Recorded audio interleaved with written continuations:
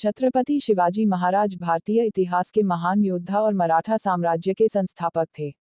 उनका जन्म 19 फरवरी 1630 को शिवनेरी दुर्ग, पुणे, महाराष्ट्र में हुआ था।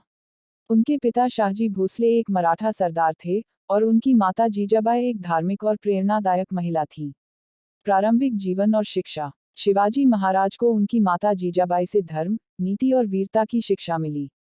वे बचपन से ही साहसी और बुद्धिमान थे और उन्होंने अपने क्षेत्रीय अधिकारों को प्राप्त करने के लिए संघर्ष करना शुरू किया। मराठा साम्राज्य की स्थापना। शिवाजी महाराज ने सबसे पहले 1645 में तोरणा किला जीता और इसके बाद उन्होंने कई और किलों पर कब्जा किया। उन्होंने मराठा साम्राज्य की नींव रखी और मुगलों, आदिलशाही और निजामशाही के खिलाफ संघर्ष किया। शिवाजी ने गुरिल्ला युद्ध की रणनीति को अपनाया, जिससे उन्होंने मुगल सेनाओं को कई बार मात दी। राज्याभिषेक।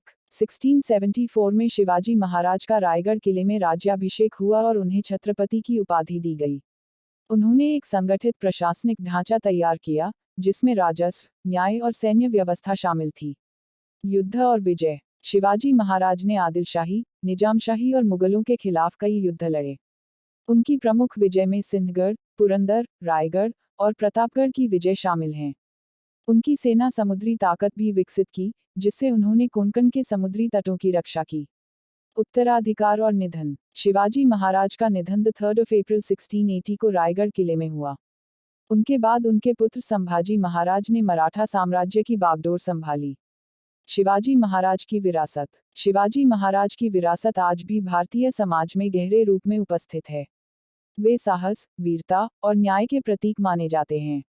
उनका जीवन और कार्य कई पुस्तकों, कविताओं और गीतों में वर्णित किया गया है। शिवाजी महाराज का योगदान भारतीय इतिहास में बहुत महत्वपूर्ण है और वे एक ऐसे शासक थे जिन्होंने जनता के हित में शासन किया और अत्याचारियों के खिलाफ लड़ाई लड़ी।